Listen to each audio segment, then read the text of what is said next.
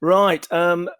Welcome everyone to my first live Facebook broadcast. Um, I'm doing it from home and in the office in a crowded house full of people who are trying to all print at the same time and do dissertations. So do forgive me if this is not quite as polished as perhaps you would have hoped. But I think we at Active Tameside will get better. For those of you who don't know me and looking at the list of comments, many of you already do.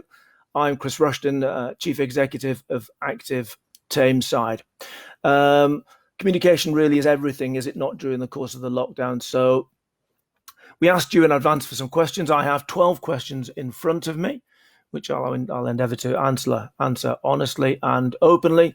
And then I will seek to take questions as they come through. Andrew King, again, is asking how much weight I've actually lost during lockdown. And I like to think of it more as how much muscle have I put on and redistributed in terms of weight. But I'll come to that in due course. Right. Question or advanced question number one. Have you taken up any new hobbies or interests whilst in lockdown? And if not, why not? And do you intend to? The answer is I've not taken up any new hobbies during the course of lockdown. What I've sought to do, is more of the stuff I should have been doing in the first place. Walking with my dog. I am now up to an average of 10,000 steps a day, which I'm very pleased with. Generally out on the beach. I live in Blackpool, so I'm very lucky in that regard. But I would stress that I'm walking once a day and, of course, ensuring a high degree of the requisite social distance. I'm also very lucky in that I've got a small gymnasium in the garage. Like many of you, in fact, and Andy King in particular. I've got some equipment in there. But generally speaking, I'm using body weight, dips, chins, squats, sometimes with a 15K plate. And doing quite a bit of planking as well on a vibrating plate. Good for the triceps as well as the core, I'm given to understand. Are you remaining healthy and active during the lockdown, and in what ways is the second question? Well, I suppose my first answer talks to that particular question.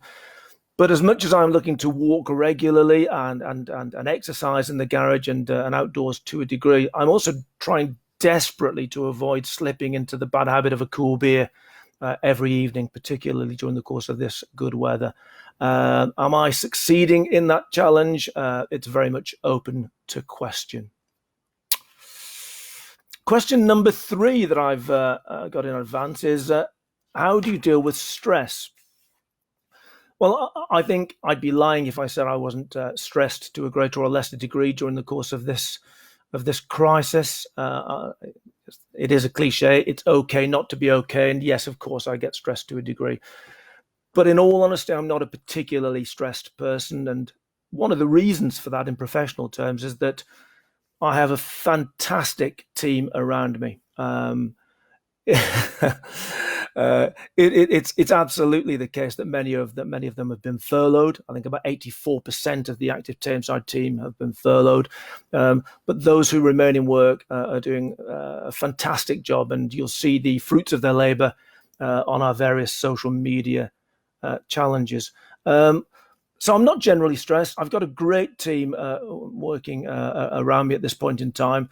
But I did pick up a tip during the course of the Ashes series last summer from the Australian batsman Steve Smith, who was suggesting that if he's not out in any given day and he's got to come in the next day, probably to reach a double century, he tends to use a rain app to send him to sleep, and that replicates the sound of rain on a tin roof or a tent or even a glass pane.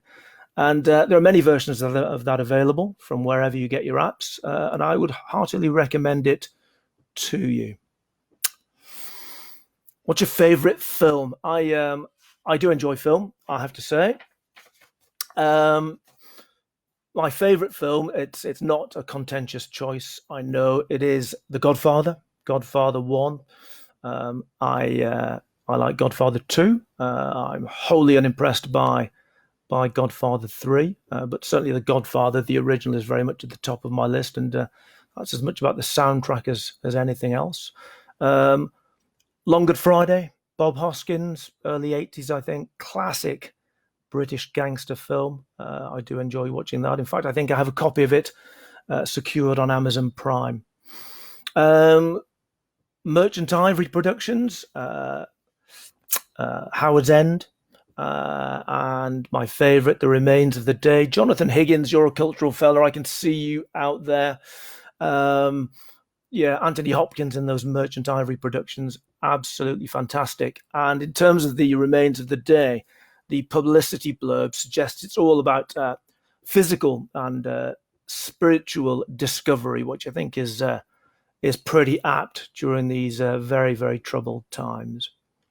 Don't know whether you would share any of those choices. Phil Story's out there in his back garden. Not sure whether he's in the Isle of Wight or up in Nelson around the corner from my dad. You can perhaps confirm that, Phil, in due course. And The Wicker Man, the original Wicker Man with Christopher Lee. I know there have been a couple of remakes in recent times, but absolutely the Wicker Man. Again, I've got a copy of that, I think, in my Amazon Prime archive. What's your favourite band or artist? I'm tempted to say the legendary Gloucester punk band The Crack, the drummer of which was, of course, Andy King, chief executive of Link for Life, who's tuning into this as we speak. But I do have an eclectic taste in music. I don't tend to wear the buds or headphones, even when I'm working out. I pick up my music from Radio 6, Classic FM, more recently Scala Radio. In terms of Radio 6 output, stuff like The Who, I particularly enjoy. Punk in general, and X-Ray Specs in particular with Polystyrene. More recently, Baxter Jury, son of course, the iconic Ian Jury. It's also the case, again, like Andy King, that I like a bit of Matt Monro, who doesn't tend to feature either on Radio 6 or Classic FM. People who do feature on Classic FM that I like, Elgar, Vaughan Williams, and Puccini. So yeah, I'd like to think very much a broad taste in music. After lockdown, where would you most like to go on holiday first? That is easy. I would very much like to go to Fuerteventura, to stay at the Atlantis Bahia Real, just outside of Coroleco. An absolutely awesome hotel. It's absolutely my happy place. And it is indeed at the Atlantis Bahia Royale that I have that cool beer every night, watching the sunset over the mountains of different islands and Lanzarote nearby. Here's another one, actually, in terms of after lockdown. What favourite restaurant of yours would you like to visit? Again, very easy for me. I would like to visit Whelan's Fish and Chip Shop in nearby Lytham St Anne's, as frequented by Rick Stein and other gastronomic luminaries. I really do miss fish and chips. Just fish, just chips, just vinegar and salt, not even any mushy peas. So that's where I'll be heading very soon, though I am likely to avail myself very, very shortly from the new online delivery service from Seniors, a local fish and chip chain, which are based just round the corner.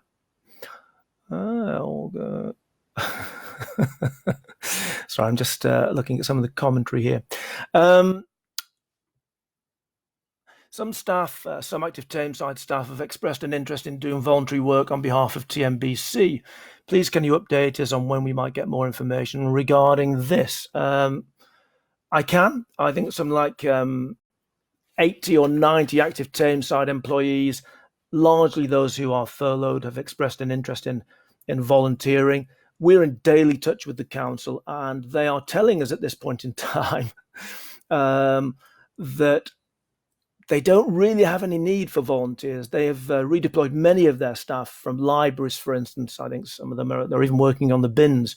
So our people remain willing, able, and ready to bring their considerable skill sets to bear to help particularly vulnerable people in the community to perpetuate vital services. But as yet, we've not been called upon. I expect it will happen sooner rather than later. But as I say, we've simply confirmed a very large number of our people that are willing and able to volunteer. When do you think active Tameside centres will reopen? If I had a pound for every time I was asked that question, I'd be a very wealthy fella already. The honest and open answer is I just don't know. We have a lot of leisure professionals with us. Phil Story, ex-chief exec of Pendle Leisure. As I've said, Andy King, current chief executive Link for Life. I've been on a conference call this morning and I was on a conference call yesterday. None of us know. What I think I know is that we are unlikely to reopen our centres before June. And I think it's unlikely that they will reopen after August. So that's the sort of slot we're looking at. It's overwhelmingly likely that when we do reopen, social distancing will still be in play, and that will have a profound effect on what we do, where we do it, and how we do it. It may well be that, as we were starting to do before lockdown, we reduce the capacity of our group exercise classes. We take out classes which involves a lot of equipment. We might tape off alternate treadmills. We might have to close free weights. It's undoubtedly the case that health and hygiene protocols will be enhanced, and that is absolutely a fair expectation from our customers who are clearly champing at the bit to get back, particularly the huge numbers that joined us when we launched the new wellness centre in Denton. So I just don't know. When I do know anything, we'll be putting that information out via our various social media channels. And if you've not downloaded our app, yeah, cheers, Phil. See ya. If you've not downloaded our app, please do so. It's a very, very useful tool to ensure that our members and indeed new customers are kept abreast of what's going on, because quite literally our environment is changing almost daily. But I will be extremely disappointed if we're not open to a greater or lesser degree by August, and it's possible that we might be looking at June on some sort of a phased basis. What is your typical daily diet during lockdown? Some of the comments have alluded to my weight loss over the last month or two, which I would like to think is deliberate. I'll give you a flavour of what I ate yesterday. Got up fairly early. I think structure is important. I had a cafetiere, a large cafetiere for 6, and drunk 4 or 5 cups of very strong French coffee, and had a couple of chocolate chip muffins. I'm not proud, but that's the reality of my breakfast. During the course of lunch, up here in the office, 3 or 4 tangerines and a couple of apples. And in the evening, I'm lucky enough to have 2 daughters who cook for me. One's a vegan, one's a vegetarian, and they tend to cook pasta, often with a healthy dollop of pesto, onions and garlic. So I don't know, I reckon I'm regularly below 2,000 calories a day, and in combination with the exercise that I referenced earlier, the weight is coming off to a degree, but certainly is being redistributed. And I'm certainly striving to drive my BMI down below 25, currently around 26 or 27. And I'd like to think that the reason I'm not at 25 yet is the muscle that I'm putting on as a consequence of my body weight-based exercises. What is your favourite active Tameside centre and why? That's like asking me to pick my favourite daughter. Never, ever going to happen. It's true that we have a couple of very nice, shiny new centres. Obviously, the Wellness Centre, which closed 2 weeks after we opened it, and an iTrain in Duckinfield, which has been open now for 3 years or so. But all of our centres deliver or facilitate any number of health and social outcomes, as I've said earlier, often for the most vulnerable people in our community. And for that reason, I have equal love for all of our centres. And what makes Active Tameside unique? I really do think that it's the sheer range of stuff that we do. Of course, we run leisure centres and we have swimming lessons and health and fitness and group exercise, but we look after children with special educational needs. We support looked after children, families on the edge of care, PE in schools, bikeability. And for all of those reasons, in 2018, we were recognised as the UK Active Outstanding Organisation of the Year. That's one for you, Andy. In 2019, we won the UK Active Award for accessibility and social inclusion. I know I've got that wrong, Sean. You'll correct me probably during the comments. But it was certainly all about equality of access, including disability. And this year we were finalists in the community leisure category for delivering social impact. Thank you, Andy. So it's the wide range of things that we do. It's the quality of services that we deliver across that broad spectrum. It's the value for money that we deliver in absolute terms and relative terms. Don't take my word for it. As I say, we are a multi-award winning organisation. The reason for that, the team that I referenced earlier, it's absolutely awesome. Thank you, Sean. The UK Active Award was in fact for inclusion and disability. I perpetually get that wrong. They were the 12 questions that were submitted in advance. Hopefully you found my answers reasonably informative.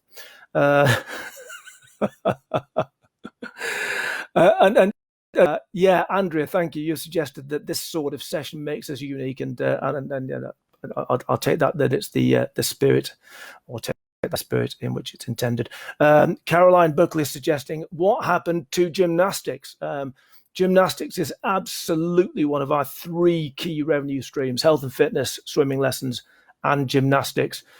We had about the best part of 1,400 people on our gymnastics program before we were forced to close down. So gymnastics, absolutely, we are very much in the vanguard of local authority stroke trust gymnastics delivery.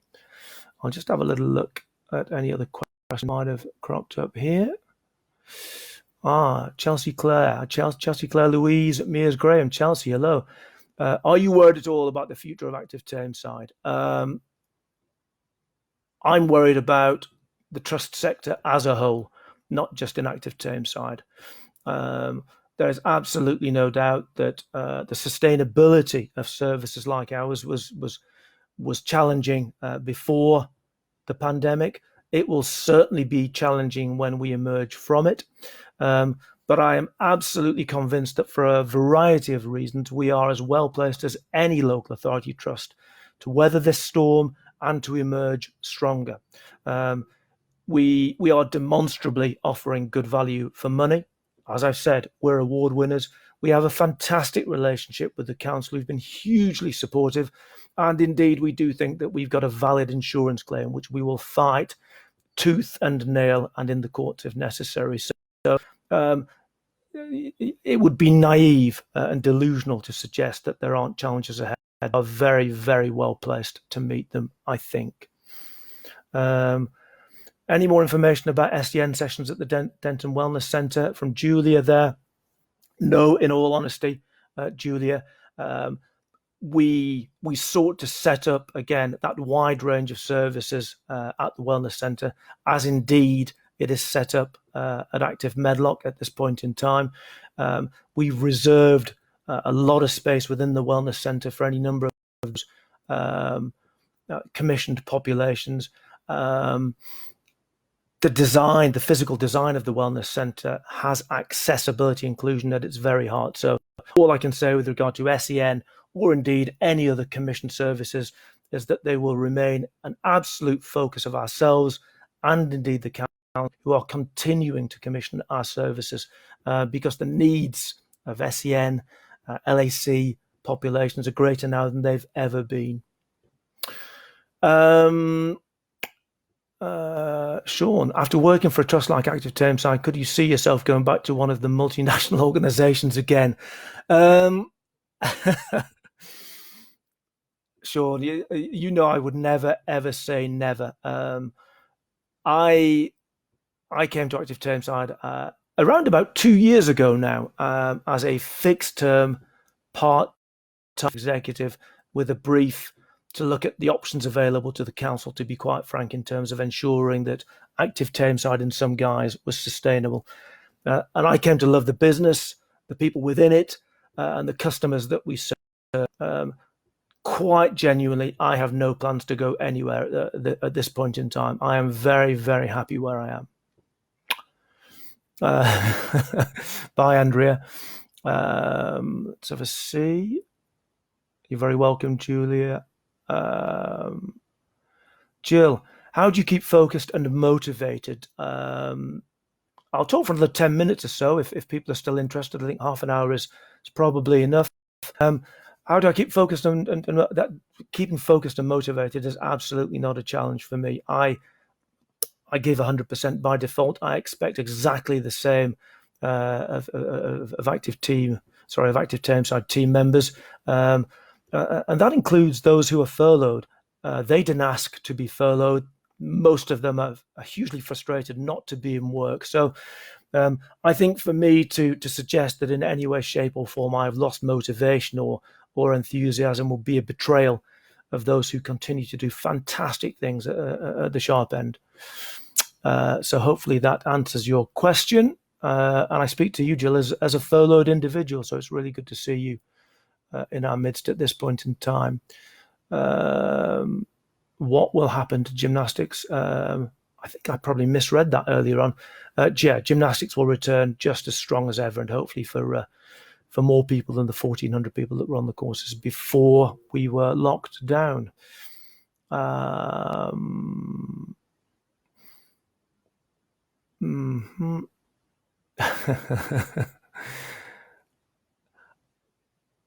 Someone suggesting here that I have the look of, in fact, it's Sandra, I've got the look of Elvis Costello, but with fair hair. Quite pleased to be perceived as someone with fair hair. It's either very dark these days or indeed grey. Not sure if there are any other questions coming through.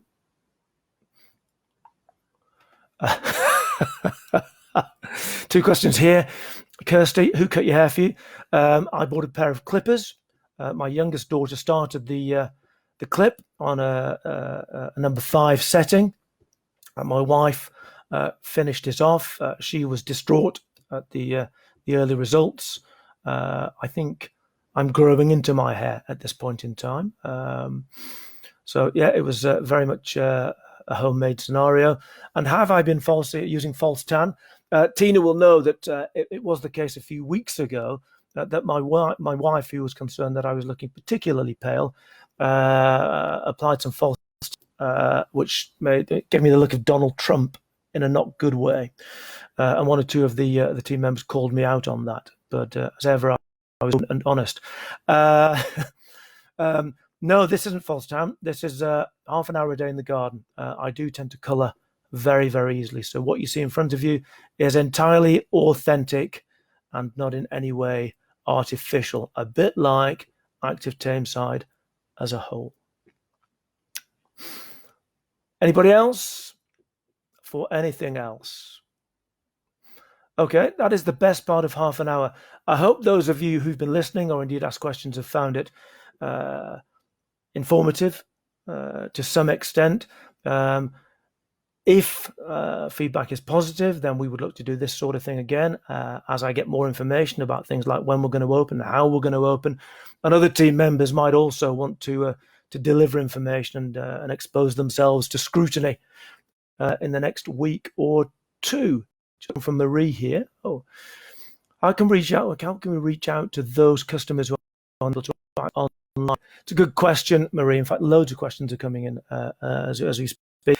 Those who are not online, so for instance, we service any number of live active customers, people who are often struggling with long-term health conditions, people who need our services now more than ever. We have delivered to them notwithstanding social distancing protocols, hard copy of exercises that they can do at home. We continue to stay in touch on the phone. So there's no one answer to that, but we know that not everybody has access to laptops or tablets or whatever. So we are looking to stay in touch on the phone.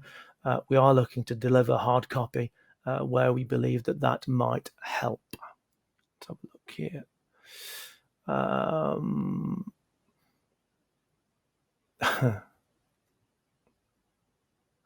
Karen, will there be a time frame for me to be able to get all the staff legally competent? It's a good question, Karen. Training is a massive issue for us. Across Greater Manchester, we are looking to more fully understand how we can collaborate, particularly with organisations like SIMSPA, to ensure they do reopen. Whatever mandatory qualifications are necessary are up to date. There has been some confusion around what can be done on furlough and not. I'm pretty sure that online training is absolutely appropriate. Reg is very much on the front foot with that sort of stuff. We talked about it at great length at SLT on Tuesday. So we will ensure that at the point at which we're asked to reopen in way, shape, or form, that we ensure there is appropriate time for us to open in a compliant manner, whatever compliance looks like in the New World Order.